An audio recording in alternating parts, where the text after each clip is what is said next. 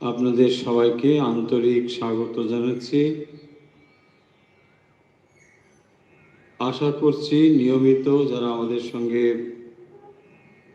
যুক্ত থাকেন আজকের অনুধ্যানেও যুক্ত রয়েছেন। আজ আমরা যে বিষয়ে অনুধ্যান করব তা স্বামীজির জ্ঞানযোগ। ধারাবাহিকভাবে আমরা এই বিষয়টি আলোচনা করে আসছি। জ্ঞানযোগের মধ্যে ব্রহ্ম ও জগৎ, যেখানে মূল বিষয় আলোচনা হচ্ছিল মায়া ও মুক্তি, তারপর ব্রহ্ম ও জগৎ, এই বিষয়টি এখন আলোচনা হচ্ছে। স্বামীজি ব্রহ্ম এবং জগৎ তিনি কি করে আলোচনা করেছি, যেখানে দেশ কাল নিমিত্তের ভেতর দিয়ে সেই ব্রহ্ম প্রকাশিত হচ্ছেন বলেই জগৎকে আমরা অসীম অনন্ত ব্রহ্ম হওয়া সত্ত্বেও জগৎকে সসীম রূপে দেখতে পাচ্ছি। এবং তার কেন এটি হচ্ছে আমরা উপমা দিয়ে এর আগের দিন সেই বিষয়টি আলোচনা করেছি। এখন এই একই আলোচনাতেই স্বামীজি আরও যে বিষয়গুলো এখানে দেখাচ্ছেন, যে ব্রহ্ম কিভাবে জগৎ হচ্ছেন, অর্থাৎ যিনি অসীম অনন্ত, কি করে তিনি সসীম হচ্ছেন, সেই বিষয়গুলি আলোচনা করবার পরে স্বামীজি এখন একটি অন্য বিষয়ের দিকে মনোনিবেশ করছেন। সেইটি হলো যে আসলে ঈশ্বরকে আমরা কিভাবে জানব, সেটি জ্ঞাত নাকি অজ্ঞেয় নাকি অন্য কিছু। আজকের আলোচনা মূলত এই সমস্ত বিষয়গুলো নিয়ে। স্বামীজির সরাসরি আমরা লেখা থেকে পড়ছি, বইতে যেভাবে রয়েছে, এই সব সূক্ষ্ম বিচার ছাড়িয়া দিয়া সহজভাবেও আমরা এ বিষয়ে বুঝাইতে পারি। অর্থাৎ এর পূর্বে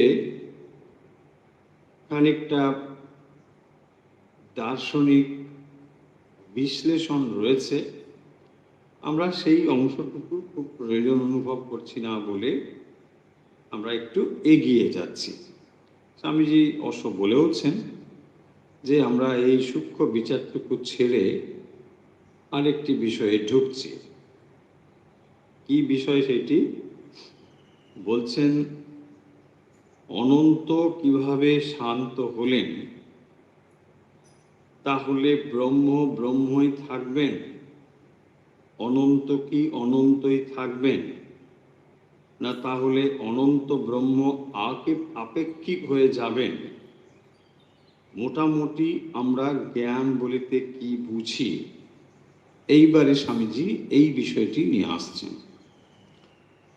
অর্থাৎ যখন সেই অসীম অনন্ত জগৎ রূপে পরিব্যাপ্ত হচ্ছেন বা জগৎ রূপে প্রকাশিত হচ্ছেন, তাহলে তিনি আর তখন অনন্ত নেই।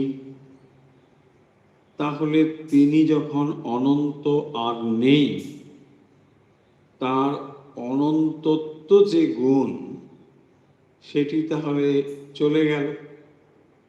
তাই যদি হয়, তাহলে তো স্পষ্টতই আমরা বলতে পারি যে অনন্ত ব্রহ্ম তাহলে তিনি কখনো অনন্ত, আবার কখনো তিনি শান্ত, কখনো তিনি সসীম, কখনো তিনি অসীম। এই কথাটি বলতে গিয়ে তিনি যে ব্যাপারগুলো বুঝিয়েছেন আমরা এক এক করে বোঝার চেষ্টা করব। প্রথমেই স্বামীজি বলছেন, জ্ঞান বলতে আমরা কি বুঝি। প্রথম এই বিষয়টি আমাদের জানা দরকার। জ্ঞান আসলে কি? যখন কোনো একটি বস্তুকে যথার্থ রূপে আমরা জানি, তাকেই আমরা বলি জ্ঞান। কিন্তু স্বামীজি কি বলছেন দেখুন, যে কোনো বিষয় আমাদের মনের বিষয়ীভূত হয়, অর্থাৎ মনের দ্বারা সীমাবদ্ধ হয়, তাহাই আমরা জানতে পারি। আর যখন তা আমাদের মনের বাইরে থাকে, মনের বিষয়ীভূত না হয়, তখন আমরা তা জানতে পারি না। এখন স্পষ্ট দেখা যাচ্ছে, যদি সেই অনন্ত ব্রহ্ম মনের দ্বারা সীমাবদ্ধ হন, তাহলে তিনি আর অনন্ত রইলেন না, তিনি সসীম হয়ে গেলেন। মনের দ্বারা যা কিছু সীমাবদ্ধ, সে সবই সসীম। অতএব এই ব্রহ্মকে জানা এ কথা স্ববিরোধী। আমরা এক এক করে বোঝার চেষ্টা করি। তাহলে যখন আমরা বলছি ব্রহ্মকে জানি, তো ব্রহ্মকে জানি কথার মানে কি?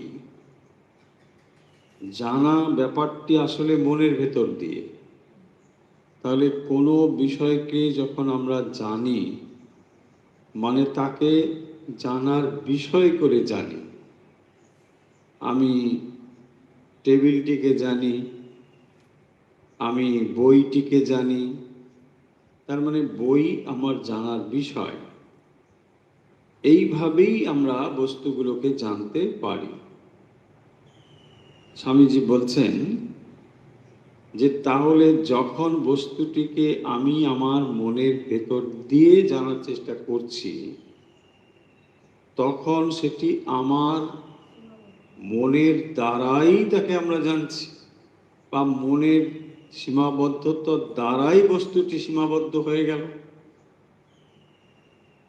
যখন সেটি মনের থেকে দূরে রয়েছে, তখন সেই বস্তুটি কিন্তু আমার মন তাকে যেভাবে সসীম করছে, তার পারে তখন সে ছিল। আমি বস্তুটিকে আমার মনের দ্বারাই সীমাবদ্ধ করেছি। তাহলে বস্তুটি স্বরূপত সসীম অসীম হওয়া সত্ত্বেও আমার মন বস্তুটিকে কিন্তু সসীম করেছে, কারণ মনের ভেতর দিয়ে আমি জানছি বলে। এইভাবেই কিন্তু সমস্ত বস্তুগুলোকে আমরা জানি।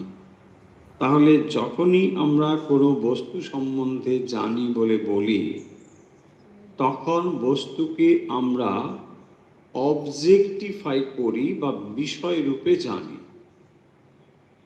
বিষয় রূপে জানার অর্থ হলো তাকে সীমাবদ্ধ করে জানা।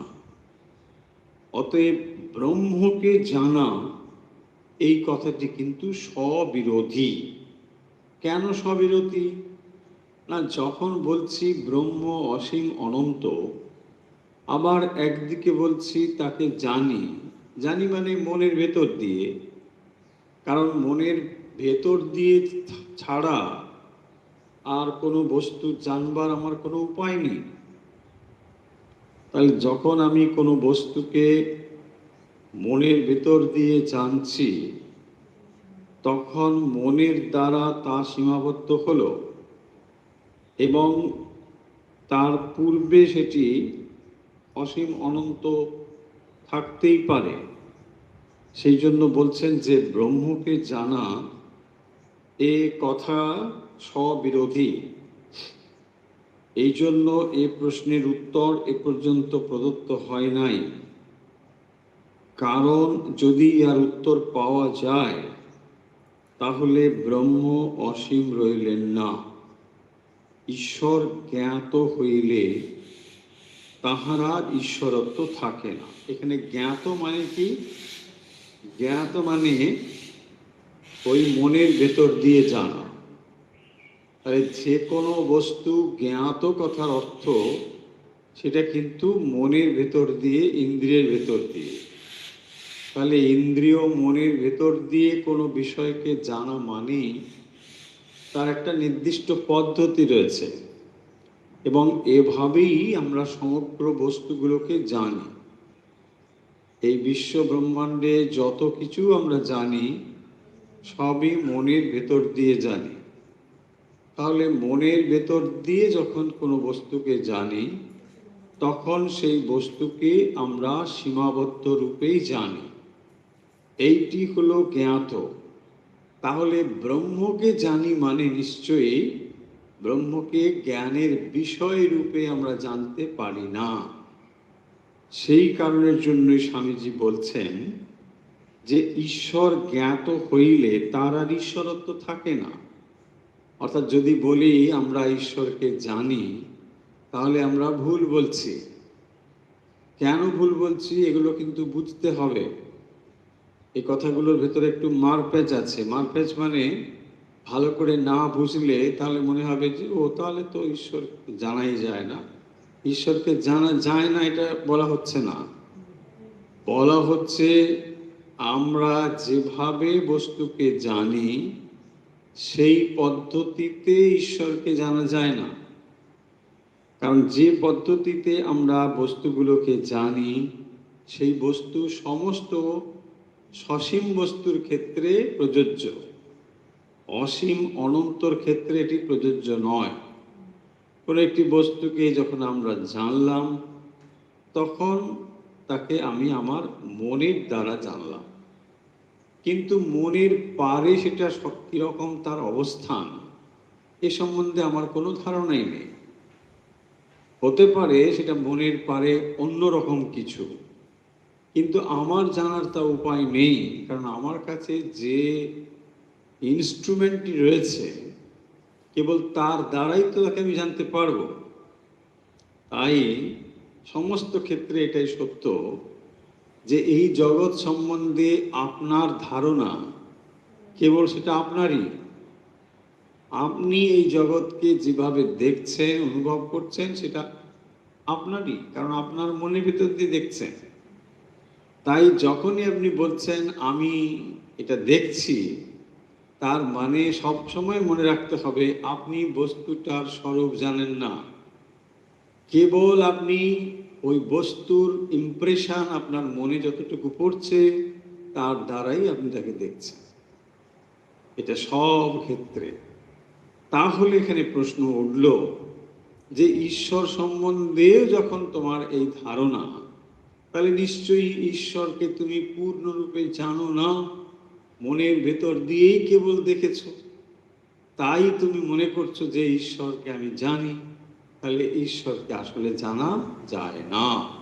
এই হলো জ্ঞাত শব্দের তাৎপর্য। তাহলে যখন আমরা কোনো বস্তুকে ইন্দ্রিয় এবং মনের দ্বারা জানি তখন তাকে আমরা বলি এটা আমি জানলাম।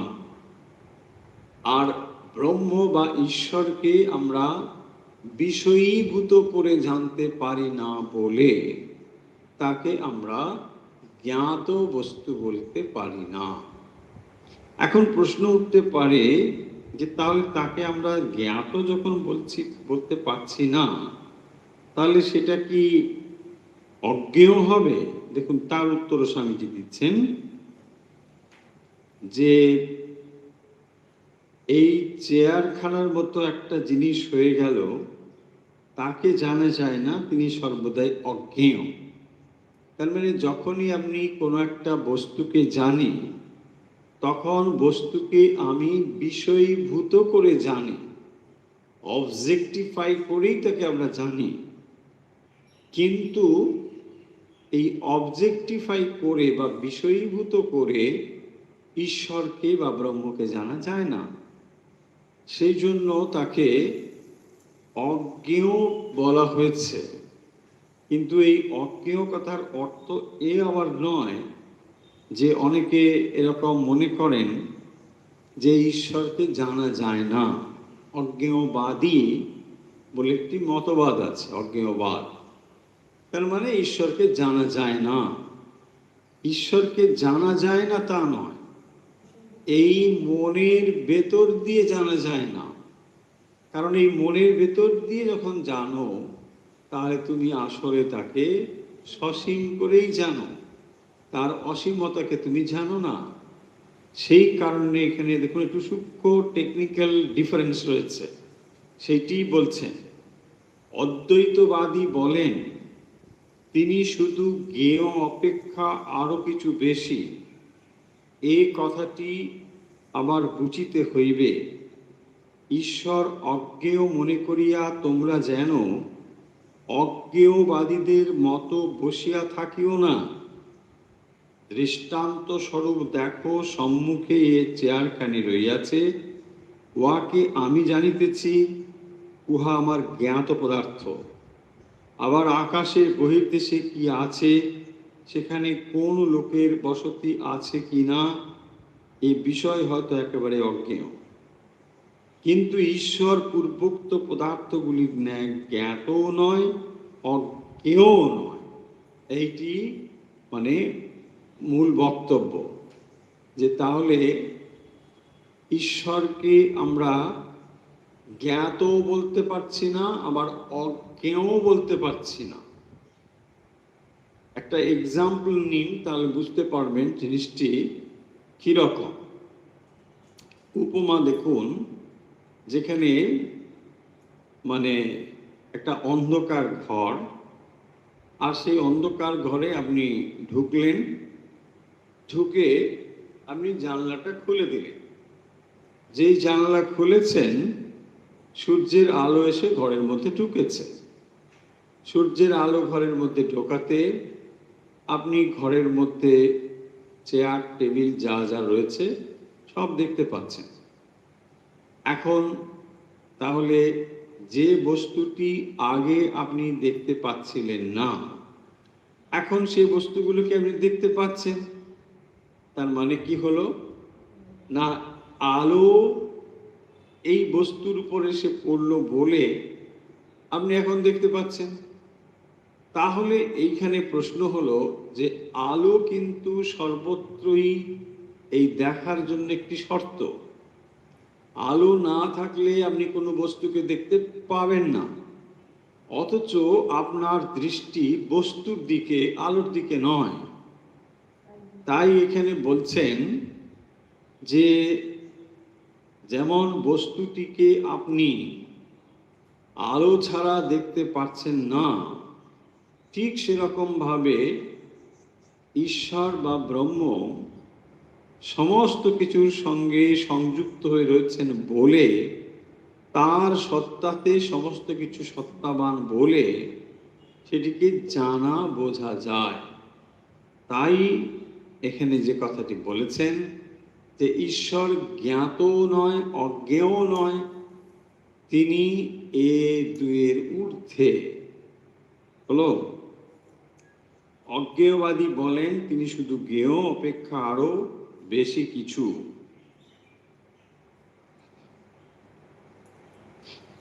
স্বামীজি যে এক্সাম্পল দিয়েছেন দেখুন, সম্মুখে এই চেয়ারখানি রইয়াছে, উহাকে আমি জানিতেছি, উহা আমার জ্ঞাত পদার্থ।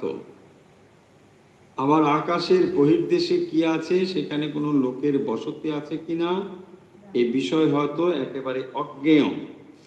তাহলে এখানে জ্ঞেয় এবং অজ্ঞেয়, জ্ঞাত এবং অজ্ঞেয় মানে যেটি আমার মনের দৃষ্টির গোচর এবং অগোচর। কিন্তু ঈশ্বর পূর্বোক্ত পদার্থগুলির ন্যায় জ্ঞাত অজ্ঞেয় নয়, বরং ঈশ্বর যাহাকে জ্ঞাত বলা হইতেছে তাহা অপেক্ষা আরো বেশি। ঈশ্বর অজ্ঞাত এবং অজ্ঞেয় বলিলে ইহাই বুঝায়। কিন্তু যে অর্থে কেউ কেউ কোনো কোনো প্রশ্নকে অজ্ঞাত বা অজ্ঞেয় বলেন, সে অর্থে নয়। ঈশ্বর জ্ঞাত অপেক্ষা আরো অধিক কিছু। এই চেয়ার আমাদের জ্ঞাত, কিন্তু ঈশ্বর তাহা অপেক্ষা আমাদের অধিক জ্ঞাত, কারণ ঈশ্বরকে আগে জানিয়া তাহার ভিতর দিয়া আমাদেরকে চেয়ারের জ্ঞান করিতে হয়। এইটি অর্থাৎ স্বামীজি যেটি বলতে চেয়েছেন যে সেটি জ্ঞাত নয়, অজ্ঞাত নয়, বরং সেটি সমস্ত ক্ষেত্রে যে সাক্ষী স্বরূপ ব্রহ্ম বিদ্যমান, তার সত্তাতে সত্যবান হয়ে আমাদের সমস্ত কিছু জানতে বা বুঝতে হয়। তাই স্বামীজি বলছেন যে আমরা যখন ওই সূর্যের আলো আর অন্ধকার যে ঘরের কথা বললাম, অন্ধকার ঘরে অনেক চেয়ার, টেবিল, বই এসব রাখা আছে, কিন্তু আপনি ঘরে ঢুকেই সেগুলো দেখতে পাচ্ছেন না। যেহেতু ঘরে অন্ধকার, সেখানে চেয়ার, টেবিল, জিনিসপত্র থাকা সত্ত্বেও আপনার কাছে অজ্ঞেয়, অজ্ঞাত বলে মনে হচ্ছে, এইটা কিছু এখানে নেই। আবার যখন আপনি জানলা খুলে ওই আলো এসে পড়ছে, তখন আপনি সব দেখতে পাচ্ছেন। তাহলে এখানে চেয়ারটি দেখুন জ্ঞাত বস্তু হলো, মানে আপনি যে আলো এলো চেয়ারটিকে দেখছেন জ্ঞাত বস্তু। আপনি চেয়ারটিকে দেখতে পাচ্ছেন কারণ সেখানে আলো রয়েছে। তাহলে আলো পূর্বে ছিল না, যেই আপনি জানলা খুললেন আলোতে চেয়ারটিকে দেখছেন, কিন্তু আপনি কি আলাদা করে আলোকে দেখছেন? দেখুন, আপনি আলাদা করে আলোকে দেখছেন না, কিন্তু আলো চেয়ারের উপর এসে পড়েছে, সেইটি রিফ্লেক্টেড হয়ে আপনার রেটিনাতে পড়েছে, তবেই তো দেখতে পাচ্ছেন। ঠিক সেরকম ভাবে আপনি বস্তুর উপর যে আলোর প্রতিফলন, সেটাকেই তো দেখছেন। তাহলে আপনি ডাইরেক্ট আলোকে দেখছেন পাচ্ছেন না। সেইটি বলছেন যে তাহলে এই যে আলো, এটাই হচ্ছে সেই ব্রহ্ম বা ঈশ্বর। তিনি নিজে আসলে কোনো বস্তু নন, কিন্তু তার উপস্থিতি ছাড়া বস্তুকে অনুভব করা যাবে না। এই কথাটিকে স্বামীজি বলছেন যে তোমাদের এই জ্ঞাত নয়, অজ্ঞাত, অজ্ঞেয় নয়, বরং ঈশ্বর যাহাতে জ্ঞাত বলা হচ্ছে তার অপেক্ষা আরো বেশি কিছু। এইটি হচ্ছে বেশি কিছু, মানে বিয়ন্ড দ্যাট। অর্থাৎ ঈশ্বর জ্ঞাত নয়, অজ্ঞেয় নয়, তিনি এর ঊর্ধ্বে। ঊর্ধ্বে মানে তার সত্তাতেই সমস্ত কিছু সত্তাবান। মজা হলো আপনি কোনোদিনই আলোকে দেখতে পান না, অথচ সেই আলোতেই সমস্ত বস্তুকে দেখছেন। যখনই সেই আলো কোনো বস্তুর ওপর প্রতিফলিত হয়ে পড়ে, কেবল তখনই আপনি বস্তুকে দেখতে পান, আলোকে নয়। তাহলে এই কথাটি যদি মনে থাকে তাহলে বুঝতে পারবো এই পয়েন্টে স্বামীজি কি বলছেন। আমরা আবার ওই কথাগুলো একবার বলি, কারণ না হলে সব গোলমাল হয়ে যাবে। এখানে যে দুটো পয়েন্টে মূল আমাদের ফোকাস, একটি হলো জ্ঞাত, আরেকটি হলো অজ্ঞেয়। আমরা যখনই কোনো বস্তুকে জানি, তখন আমরা কি বলি না, আমরা আসলে বস্তুকে মনের ভেতর দিয়ে জানি। তাহলে কোনো বস্তু জানা মানে সেটা আমার মনের দ্বারাই তাকে আমি জানি। অর্থাৎ সে বস্তুটি অসীম অনন্ত হলেও আমি তাকে কিন্তু মনের ভেতর দিয়েই জানি। কারণ আমার মন রূপ যে ইনস্ট্রুমেন্ট, মন রূপ যে যন্ত্র, সেটি যেমন হবে, সেটা যদি মলিন হয়, সেটা যদি সংকুচিত হয়, সেটা যদি বিষয়াসক্ত হয়, তাহলে নিশ্চয়ই আমি বস্তুর স্বরূপকে জানতে পারবো না। সেই জন্যে বলা হচ্ছে যে যে বস্তুকে আমি জানি বলে বলি, আসলে আমি বস্তুর যেমনই হোক না কেন আমার মনে অনুযায়ী তাকে আমি জানি। এইখানে প্রশ্ন যে তোমার মন কি আসলে অসীম না সসীম? আমার মন আসলে সসীম। কারণ মন কেন সসীম? ওই যে কথা আগের দিন বলা হয়েছিল, ওপরে আছেন ব্রহ্ম, নিচে আছেন জগৎ, তাহলে মাঝখানে আছেন কি? দেশ কাল নিমিত্ত। তাহলে মনও কিন্তু দেশ কাল নিমিত্তের মধ্যে। তাহলে দেশ কাল নিমিত্তের ভেতর দিয়ে যেটি আমার কাছে আসছে, সে তাহলে কন্ডিশন হয়ে যাচ্ছে। সেই কারণের জন্যই সেটা সীমাবদ্ধ হচ্ছে।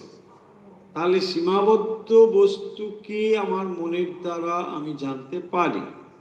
এখন কথা হলো যে তাহলে সেই সসীম অসীম অনন্ত যখন মনের ভেতর দিয়ে জানি, তাহলে সেটা কি তার স্বরূপটা থাকে? অর্থাৎ যেটি অসীম ছিল সেটি কি আর এখন অসীম থাকলো? কারণ আমি আমার মনের ভেতর দিয়ে জানলাম। আর বলছেন যে মনের ভেতর দিয়ে যা তুমি জানো সেটা কখনোই অসীম নয়। তোমার মনের একটা রূপান্তর, মনের একটা অবস্থাকে তুমি দেখতে পাও। সেই জন্যে এখানে স্পষ্টতই বলা হচ্ছে যে জ্ঞাত বস্তু এটা ঈশ্বর বা ব্রহ্মের ক্ষেত্রে এটা হবে না। অন্য বস্তু তুমি মন দিয়ে বুঝতে পারো, ইন্দ্রিয় দিয়ে জানতে পারো, ঠিক আছে, কিন্তু ঈশ্বর সম্বন্ধে এটা বলা যাবে না। কেন যাবে না? না, ঈশ্বর অসীম অনন্ত, তাকে তুমি মনের দ্বারা জেনে ফেলেছ, এটা হতে পারে না। অসীম অনন্তকে কখনো মনের দ্বারা জানা যাবে না। এই হলো পয়েন্ট, জ্ঞাত বলা যাবে না। তাহলে কি এটাকে অজ্ঞেয় বলবো? অজ্ঞেয় মানে যেটা জানা যায় না।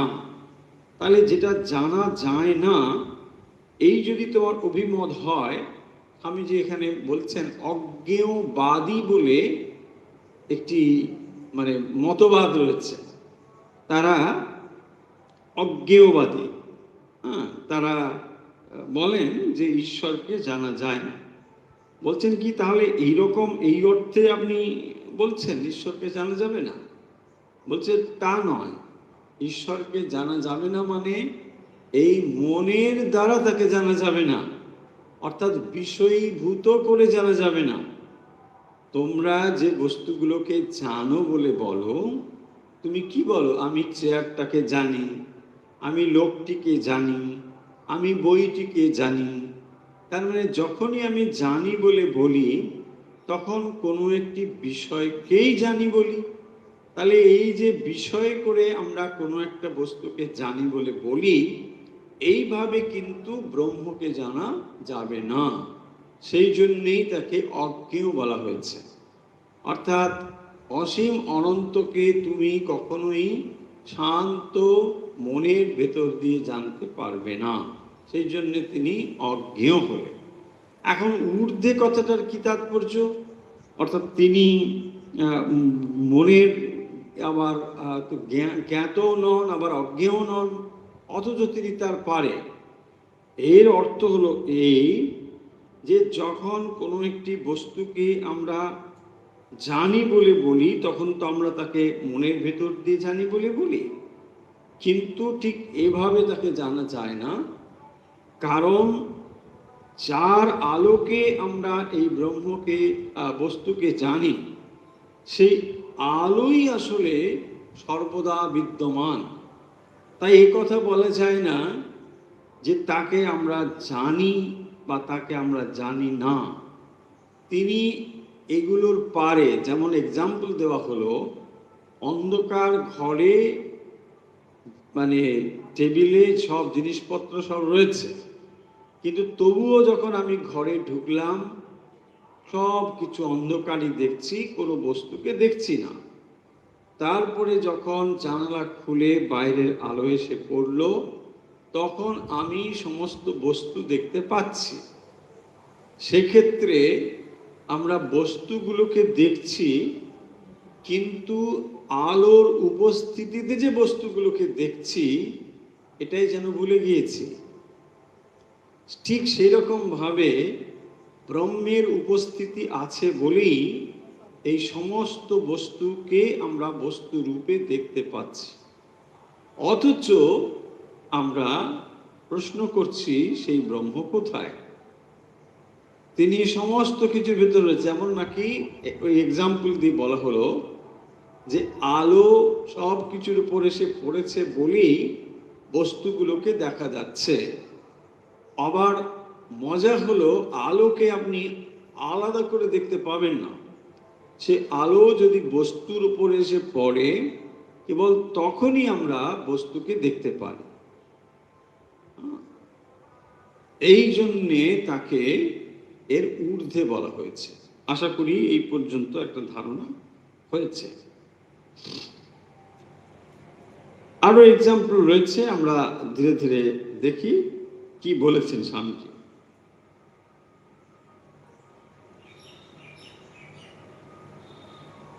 এই যে এখানে বলছেন, ঈশ্বর তাহা অপেক্ষাও আমাদের অধিক জ্ঞাত, কারণ ঈশ্বরকে আগে জানিয়া তাহারই ভিতর দিয়া আমাদিগকে চেয়ারের জ্ঞান লাভ করিতে হয়। তিনি সাক্ষী স্বরূপ, সকল জ্ঞানের তিনি অনন্ত সাক্ষী। যাহা কিছু আমরা জানি সবই আগে তাহাকে জানিয়া তাহার ভিতর দিয়া তবে জানিতে হয়। তিনি আমাদের আত্মার সত্তা স্বরূপ, তিনি প্রকৃত আমি। সেই আমি আমাদের এই আমিত্ব, আমি স্বরূপ, আমরা সেই আমির ভিতর দিয়া ছাড়া কিছুই জানিতে পারি না। এই অর্থাৎ সেই আমির প্রতিফলন সমস্ত বস্তুর উপর পড়েছে বলেই আমরা সমস্ত বস্তুকে জানতে পারি। এখানে পয়েন্ট হলো যে তাহলে তিনি কিরকম না, তিনি আসলে সাক্ষী স্বরূপ। তাহলে যে আত্মা সম্বন্ধে বা ব্রহ্ম সম্বন্ধে হচ্ছে, ব্রহ্ম হচ্ছে পরম সাক্ষী। স্বামীজি অত্যন্ত জোরালো যুক্তি দিয়ে বলছেন যে ঈশ্বরকে আগে জেনে তার ভেতর দিয়ে আমাদের চেয়ারের জ্ঞান লাভ করতে হয়। তাহলে দেখুন, যখনই আপনি বলছেন আমি চেয়ারটিকে জানি, এই চেয়ারটিকে জানার অর্থ হলো যে আগে আমরা ঈশ্বরকে আগে জেনে তার ভেতর দিয়ে আমাদের চেয়ারের জ্ঞান লাভ করতে হয়। তা না হলে চেয়ারকে আমি জানবো কি করে? আমাদের চেতনার আলো ছাড়া বাইরের কোনো বস্তুকে আমরা অনুভব করতে পারি। আপনার চেতনার আলোক দিয়েই বাইরের বস্তুগুলোকে অনুভব করতে হয়। যেমন নাকি আমরা বললাম যে সূর্যের আলো ছাড়া কোনো বস্তু আপনি দেখতে পান না। বস্তু যেমনই থাকুক না কেন, সূর্যের আলো ছাড়া আপনি দেখতে পাবেন না। ঠিক সেরকম ভাবে ব্রহ্মের চৈতন্য বা সাক্ষীরূপ ছাড়া আমরা কোনো কিছুকেই অনুভব বা দেখতে পাবো না। এই সাক্ষী ব্যাপারটি কিন্তু ঠিক এই রকম যে সেটি সর্বদাই বিদ্যমান। আমরা বহু এক্সাম্পল দিয়েছি। ধরুন, যদি আপনি চলচ্চিত্রে পর্দার উপমা নেন, সিনেমা হলে কি হচ্ছে না, সেখানে নানা রকম ঘটনার প্রবাহ আপনি দেখছেন। কিন্তু পর্দা নিজে দেখুন, সে কাঁদেও না, হাসেও না। ঘটনা যেমনই হোক না কেন, পর্দার সঙ্গে তার কোনো লেনদেন নেই। কিন্তু এই ছবিগুলো হলো আসলে জগৎ, যেটি ওই পর্দা মানে ব্রহ্ম, তার ওপরে কিন্তু এটা চলে যাচ্ছে। তিনি সাক্ষী স্বরূপ মানে তার ভেতরে কোনো পরিবর্তন নেই, অথচ তিনি আবার এর সঙ্গে ইনভলভড নয়। ঘটনাগুলোকে আপনি দেখে হাসছেন, কাঁদছেন, কিন্তু পর্দার তাতে কোনো লেনদেন নেই। তার কোনো হাসিও নেই, তার আনন্দও নেই, তার দুঃখও নেই। এই যে ব্যাপারটি, দেখুন, পর্দা ছাড়া ছবি দেখা অসম্ভব, পারবেন না। অথচ সেই জন্যে পর্দার মানে থেকে, ছবির থেকেও বেশি গুরুত্বপূর্ণ এখানে পর্দা। কারণ সেটাই তো নিকটবর্তী, সব থেকে কাছে, ওটাই একমাত্র। কিন্তু যখন আমরা ছবি দেখি তখন পর্দার কথা মনে থাকে? ছবিতেই আপনি ইনভলভ হয়ে যান। এইটি বলছেন যে এই জগৎ, তাহলে জগৎ মানে পরিবর্তনশীল। ওখানে যখন আপনি ছবি দেখেন সিনেমা হলে, তখন সেটা কি হয়? সেটা ওটা পরিবর্তনশীল। একটানা অনেক রকম ঘটনা প্রবাহ পরপর চলে যাচ্ছে। এই যে ঘটনা প্রবাহগুলো চলছে, সেইটি যার ওপরে ঘটছে সেটি হচ্ছে ব্রহ্ম বা ঈশ্বর, তার উপরে এটি ঘটছে। সেই জন্য বলছেন যে আমাদের সমস্ত অভিজ্ঞতার সাক্ষী হচ্ছেন ঈশ্বর।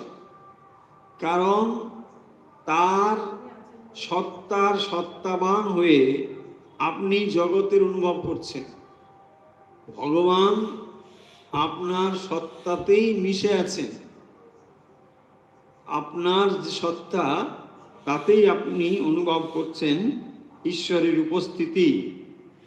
সুতরাং সব কিছুই আমাদের ব্রহ্মর ভিতর দিয়া জানিতে হইবে। আমাদের চেয়ারখানিকে জানিতে হইলে ব্রহ্মের ভিতর দিয়া জানিতে হইবে।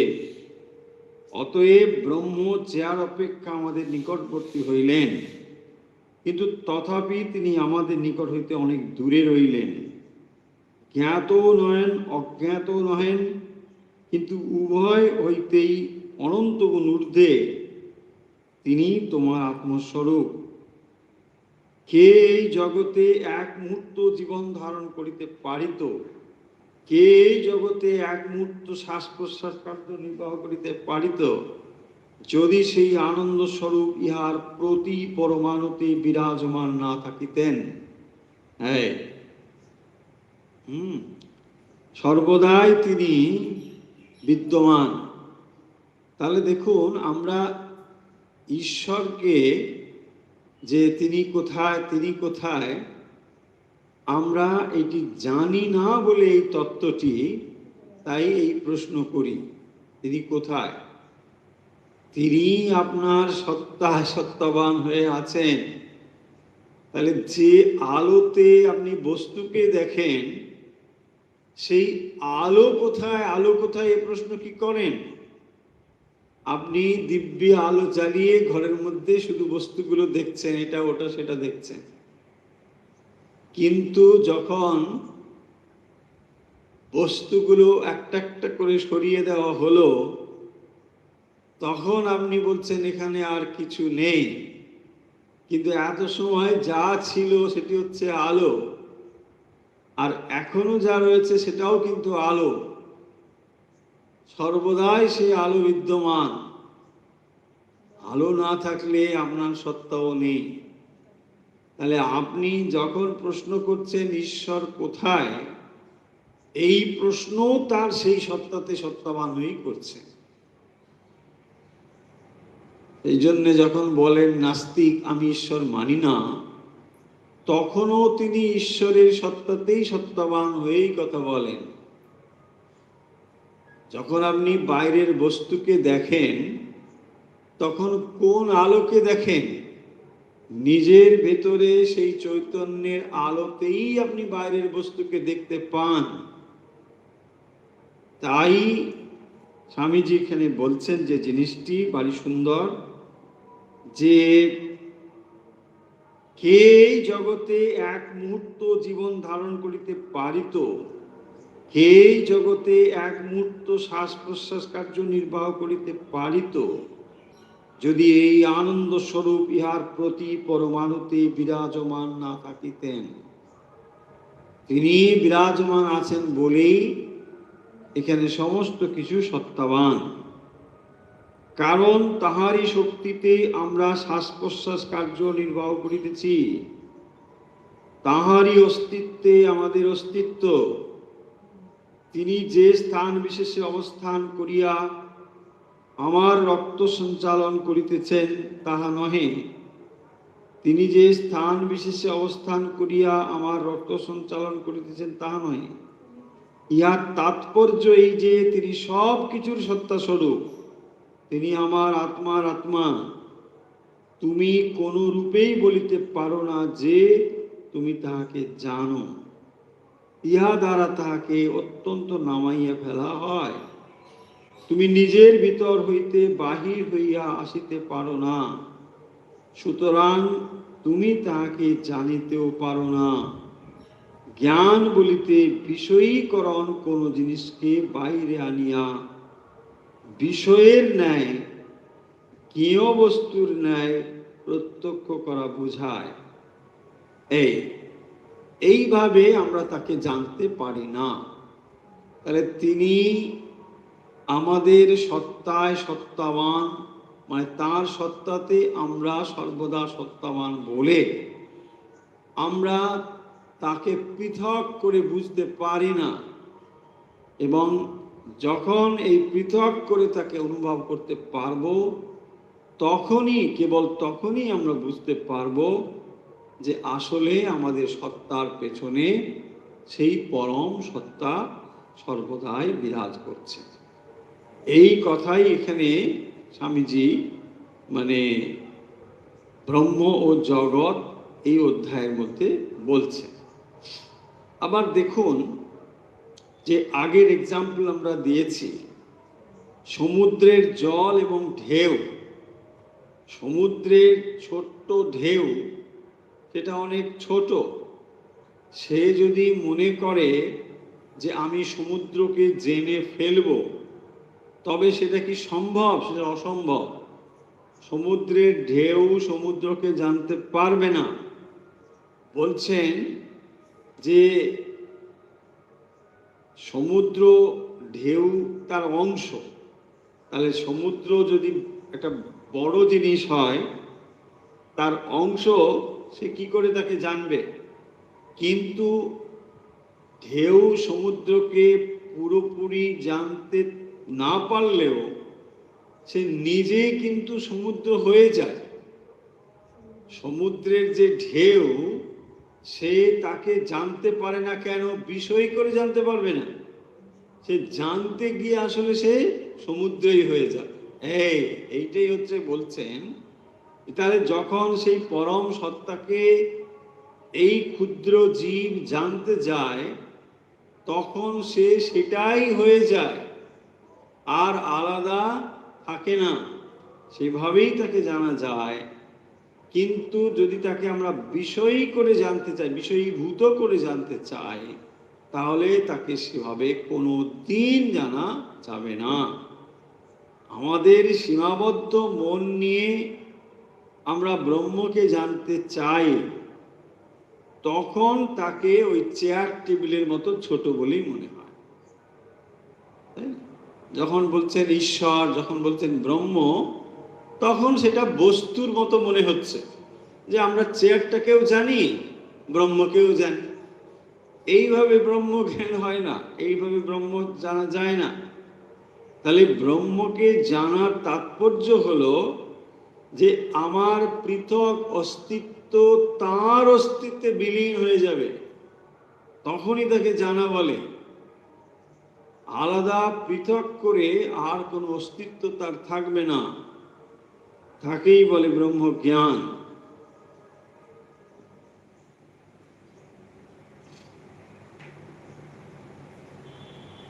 তিনি সমস্ত কিছুর সঙ্গে সত্তাবান হয়ে তবেই আমরা তাকে ওইভাবেই জানতে পারি। যেমন আরো এক্সাম্পল আমরা দিয়েছি যে আপনি নিজের চোখকে কোনোদিন দেখতে পান না, কিন্তু প্রতিবিম্ব রূপে জানতে পারেন। আয়নাতে দেখলে যেটা দেখেন সেটা প্রতিবিম্ব দেখছেন, সেভাবে আপনি জানতে পারেন, কিন্তু নিজের চোখকে নিজে কোনোদিন জানতে পারেন না। ঠিক সেরকম আলোকে আপনি বস্তুর উপর প্রতিফলিত রূপে দেখতে পারেন, এছাড়া তাকে দেখতে পারেন না। ঠিক সেরকম ভাবে ব্রহ্মকে আপনি প্রতিফলিত রূপেই কেবল জানতে পারেন, এই জগৎ রূপে, এছাড়া তাকে আপনি জানতে পারেন না। সেই জন্যই দেখবেন ঈশ্বর তাকে জানতে গেলে এই জগৎ রূপেই যদি প্রতিফলিত হয়েছেন সেই রূপেই জানতে হবে। আলোকে আপনি জানতে তখনই পারবেন কারণ বস্তুর সঙ্গে সেটি যুক্ত হয়ে রয়েছে বলে।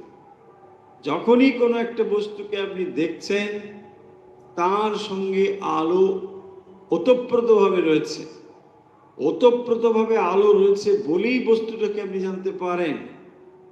ঠিক সেরকম ভাবে যখনই এই জগতের কোনো বস্তুকে আপনি জানছেন বা এই জগৎকে দেখছেন, তখন মনে রাখতে হবে সেই ব্রহ্মের আলোকে এই সমস্ত কিছু উদ্ভাসিত বলেই আপনি জানতে পারেন। তাই স্বামীজি বলছেন যে এই জগতে এক মুহূর্ত জীবন ধারণ করতে কে পারত, এই জগতে এক মুহূর্ত শ্বাস প্রশ্বাস নির্বাহ করতে কে পারত, যদি সেই আনন্দ স্বরূপ এর প্রতি পরমাণুতে বিরাজমান না থাকতেন।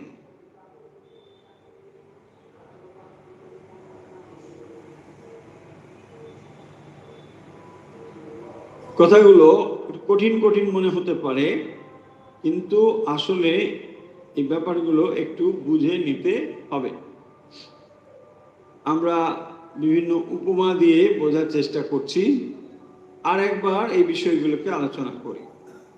তাহলে প্রথমের দিকে আমরা দেখলাম যে অসীম এবং সসীমের মধ্যে যে দ্বন্দ্ব, তার মানে কি ছিল না, এই ব্রহ্ম যা অসীম অনন্ত, সেটা কি করে এই জগৎ হচ্ছে?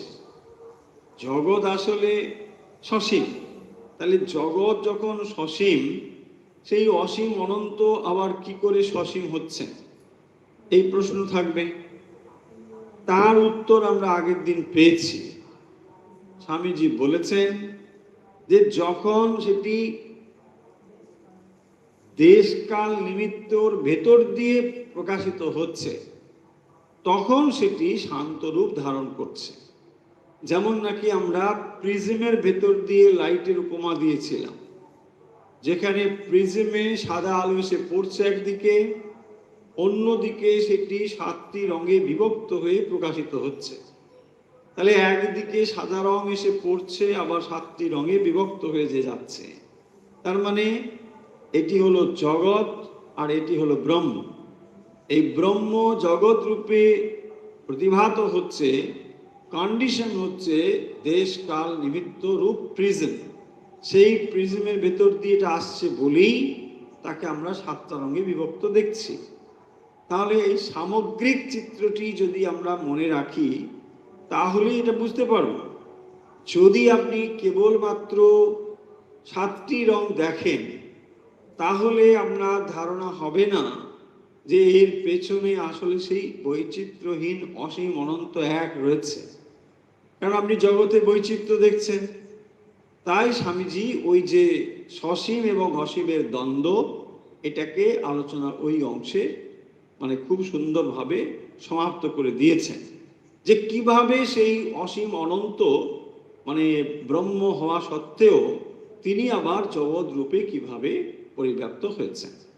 তাহলে এখানে প্রশ্ন আসতে পারে, এবারে যখন আমরা তাকে জানছি বলে বললাম, জ্ঞাত জানা, তাহলে কোনো বস্তুকে যখন আমি জানি বলে বলি, তখন সেটি আসলে আমার মনের ভেতর দিয়েই আমি জানি।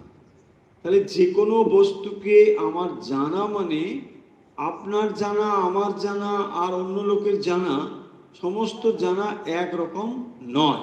কেন নয় না, সেটি আমার মনের ভেতর দিয়েই জানি। তাহলে যে কোনো বস্তুকে যখন মনের ভেতর দিয়ে জানি, তখন সেটি একটা শর্ত সাপেক্ষেই জানি, অর্থাৎ বস্তুটি স্বরূপত কি সেটা আমার জানা হয় না, আমি কেবলমাত্র মনের ভেতর দিয়েই তাকে জানতে বা বুঝতে পারি। তাহলে এখানে প্রশ্ন হলো, জ্ঞাত শব্দের অর্থ কি? জ্ঞাত মানে যখন আমরা বস্তুকে মনের ভেতর দিয়ে জানি। বলছেন ঈশ্বরকে এইভাবে জানা যাবে না। তাহলে ঈশ্বর জ্ঞাত বস্তু নন। তাহলে কি তাকে অজ্ঞেয় বলা যাবে? অজ্ঞেয় মানে যেটাকে এই মন এর ভেতর দিয়ে আমরা জানতে পারি না। বলছেন না, তাকে ঠিক জ্ঞাত বলা যাবে না, অজ্ঞেয় বলা যাবে না, কিন্তু তিনি এই দুটির ঊর্ধ্বে। ঊর্ধ্বে মানেটা কি না, স্বামীজি সেটাকে খুব ভালো করে বুঝিয়েছেন না, যে যখন আমরা কোনো একটি বস্তুকে জানি বলে বলছি, আবার যখন কোনো একটি বস্তুকে আমরা জানি না বলে বলছি, উভয়ের ক্ষেত্রেই বস্তু নয়, তার উপস্থিতিটাই সেখানে বড়। অর্থাৎ ঈশ্বরের আলোকে মানে আলোকিত হয়ে কেবল তখনই আমরা বস্তুকে বলছি সেটা রয়েছে। ঠিক সেইভাবেই জগতের সমস্ত কিছুকে আমরা জানতে পারি সেই আলোর দ্বারা। যেমন আমরা আগের উপমা দিলাম যে যেখানে একটি অন্ধকার ঘরে প্রবেশ করে আপনি দেখছেন সেখানে কিছু নেই, যেই আলো জানলা দিয়ে এসে পড়ল অমনি আপনি অন্য বস্তুগুলোকে দেখছেন।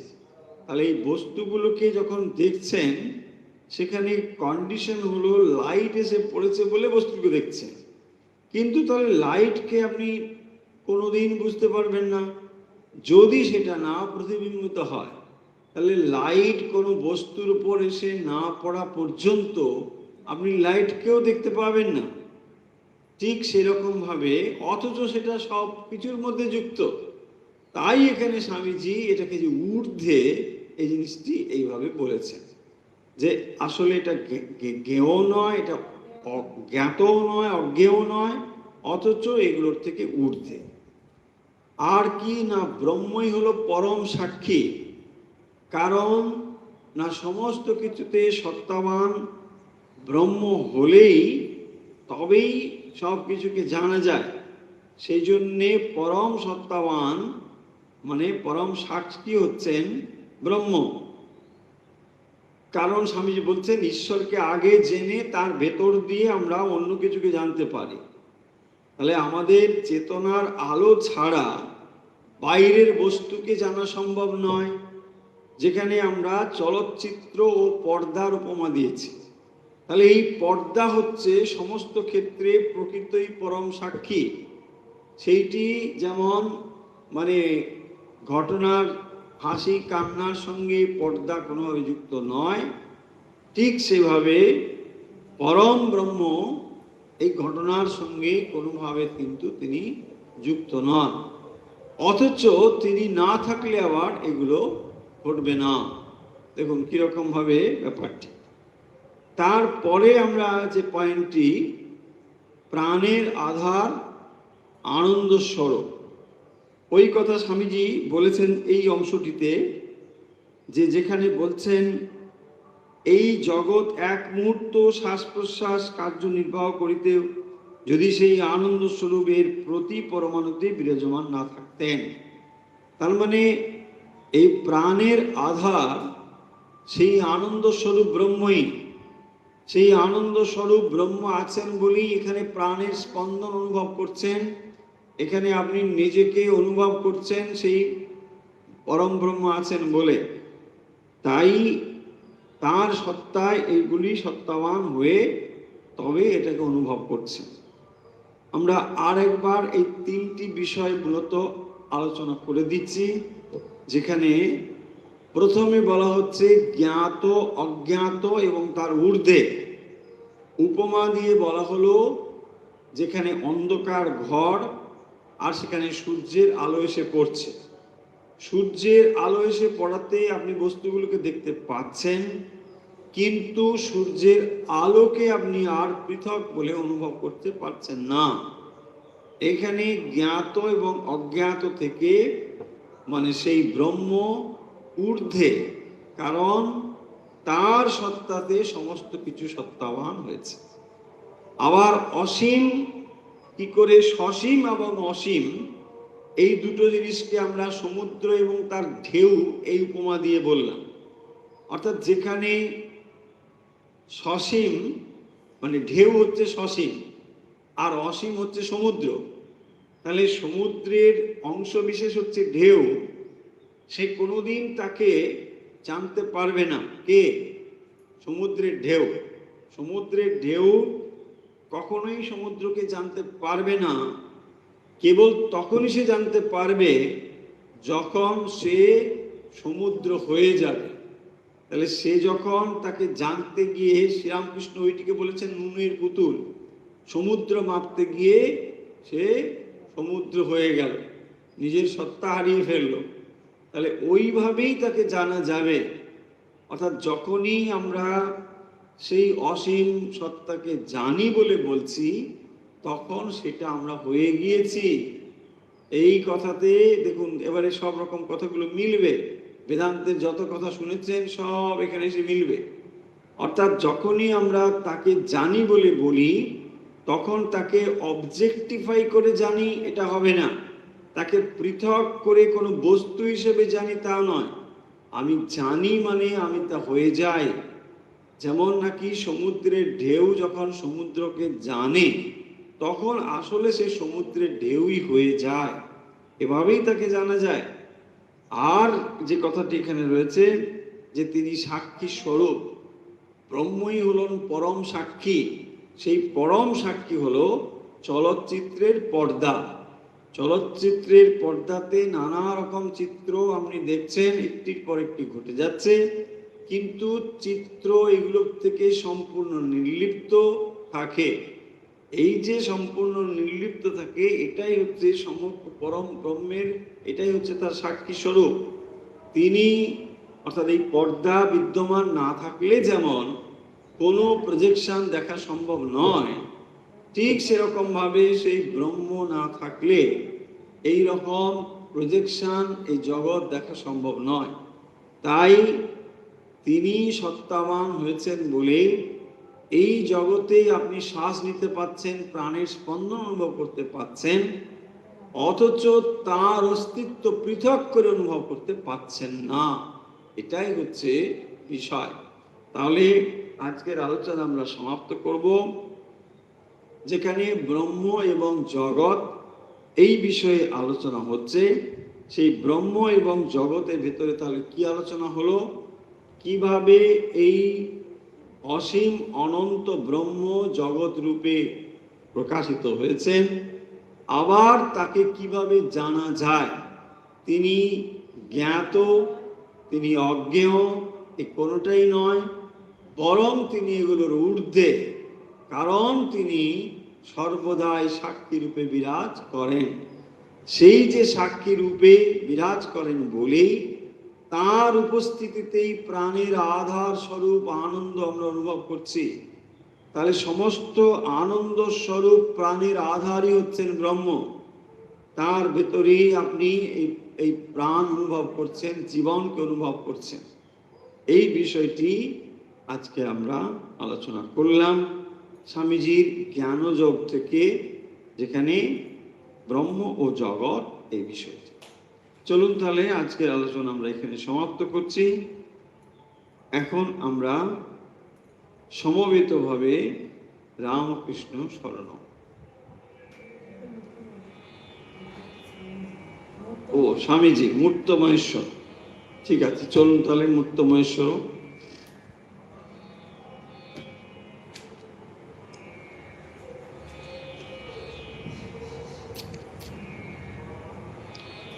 মূর্ত মহেশ্বর ও জল ভাস্কর পৃষ্ঠ মমর নর বন্দ্য। মূর্ত মহেশ্বর ও জল ভাস্কর পৃষ্ঠ মমর নর বন্দ্য। বন্দে বেদাতনু বঞ্চিত গৌরিত কাঞ্চন কামিনী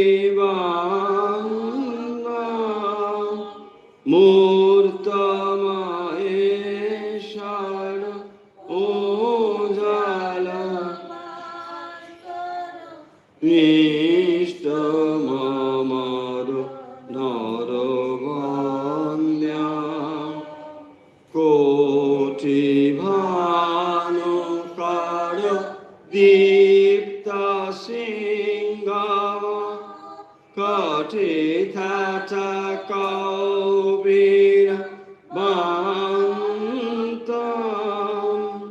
koti bhanu karodiptha singama kati thata kaubira bantam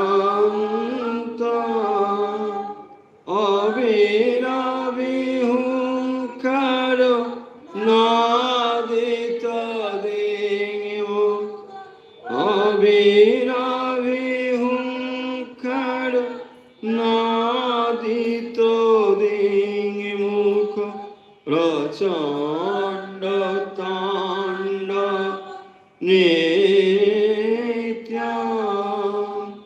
Muttamaheshara Ojala Bhaskara Ishtamamaro Nara Bandhyam Bhukti Mukti Kripa Kataksha Preksha Magadala Bidalana Daksha Bhukti Mukti Kripa Prekshana Magadala Bidalana Daksha Balachandradhara Bindu Nandya Balachandradhara Bindu Bandhyamiha Naumi Guru Vivekananda Murtamahesha Ojala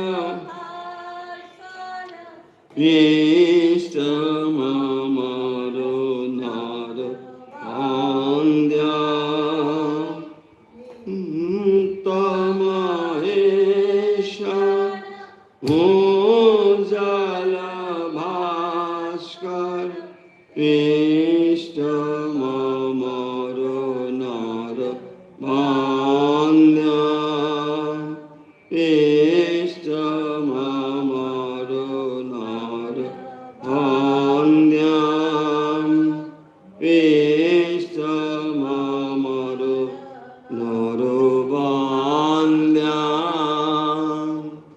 जय श्री गुरु महाराज जी के जय जय महामाई के जय जय स्वामी जी महाराज जी के जय जय गंगा माई की जय আজকের মতো অনুধ্যান ও অভ্যাস এখানেই শেষ হলো